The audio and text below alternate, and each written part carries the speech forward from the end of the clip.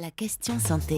La question santé d'Europe. Il y a quelques jours, on apprenait que le doyen de l'humanité serait un Bolivien âgé de 123 ans. Alors c'est mieux que notre Jeanne Calment, morte à 122 ans et 5 mois, mais c'est beaucoup moins bien que ce que nous promet Jean-François Lemoine. Jean-François, vous nous racontez ce matin une histoire qui, moi, m'a interpellé. Oui, Gaby Williams ne vieillit pas, mais elle a 8 ans et elle garde l'apparence d'un bébé de 6 mois. C'est peut-être une forme d'immortalité, comme vous le disiez tout à l'heure. Rien que ça. Alors évidemment, ça rappelle le pitch de l'étrange histoire de Benjamin Button, on ne vieillit pas. Oui, qui naissait vieillard et mourait bébé. Ici, il ne s'agit pas d'un film, mais bien de l'histoire d'une fillette touchée par une maladie, parce que nous les médecins, on préfère dire maladie plutôt que miracle, une maladie qui n'a pas de nom et qui, au contraire de Benjamin Button, empêche de vieillir. Alors vous employez le mot maladie, c'est aussi un rêve pour les humains de ne pas vieillir. Ça, vous en êtes sûr, c'est un autre débat, je pense. Ça dépend comment on vieillit. Oui, mais là, dans ce cas, c'est le processus de développement qui est ralenti. Il est environ 5 fois plus long que pour une personne normale et l'évolution du corps, elle devient beaucoup plus lente. Et ça, c'est fréquent. Vous, médecin, vous aviez déjà entendu parler d'un cas comme celui de Gaby ? Non, je vais être honnête, j'en avais jamais entendu parler. Alors, il semble toutefois que 3 autres cas similaires ont été recensés dans le monde. Alors, il y a un homme qui vit en Floride, âgé de 29 ans, qui en paraît 10, une brésilienne de 31 ans qui semble n'avoir que 2 ans,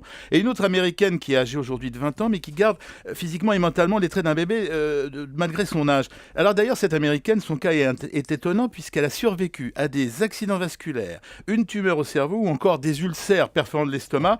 À chaque fois, elle guérit de façon soudaine, elle garde aucune séquelle. En fait, c'est une véritable énigme pour tous les médecins qui l'ont examinée. Elle s'auto-répare. Et ça se termine comment ? Est-ce qu'on connaît la fin de l'histoire, Pour le Jean-François ? moment, on ne la sait pas, mais ces enfants, à côté de leur jeunesse éternelle, semblent avoir quand même pas mal de problèmes de santé. Alors ça, évidemment, c'est bien le signe qu'aujourd'hui, c'est une maladie dont on parle.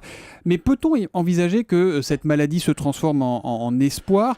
Pourra-t-on un jour se réjouir vraiment et sans réserve de ne pas vieillir ? Il faut vous dire que ça alimente quand même beaucoup la curiosité parce que ça laisse présager des avancées scientifiques exceptionnelles. Le professeur Walker, qui a décidé de consacrer la fin de sa carrière à ces cas extraordinaires qu'il a été étudié, il dit que si nous identifions le gène responsable de ce phénomène et qu'à l'âge adulte, on pourrait trouver le bouton stop, eh bien pour le vieillissement du corps, on serait biologiquement immortel. Alors je vais vous lire une réaction de Jean de Noisy-le-Roi sur Europe1.fr.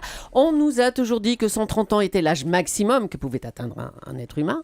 Cette histoire prouve que ceux qui prédisent qu'avant la fin du siècle, l'homme pourrait vivre 200 ans, sont pas si fous que cela. Bonne remarque. Ouais, Julie, c'est ce que j'ai appris, moi. 130 ans, la durée de la vie de la cellule nerveuse qui, elle, est incapable de se régénérer. Mais en fait, on pense plutôt que c'est la génétique qui décide. Le code barre de notre fabrication, vous savez qu'on a dans nos chromosomes, qu'on commence à savoir bien lire, mais pas encore à réparer. C'est ce que cette histoire nous confirme. Si on trouve le bouton stop, est-ce qu'on en sera les bénéficiaires ? Moi, je ne sais pas. Je vous le souhaite, Thomas, car vous êtes encore jeune. Oh, comme vous êtes intelligent, c'est le premier jour, vous feuillotez un petit peu, docteur Lemoine.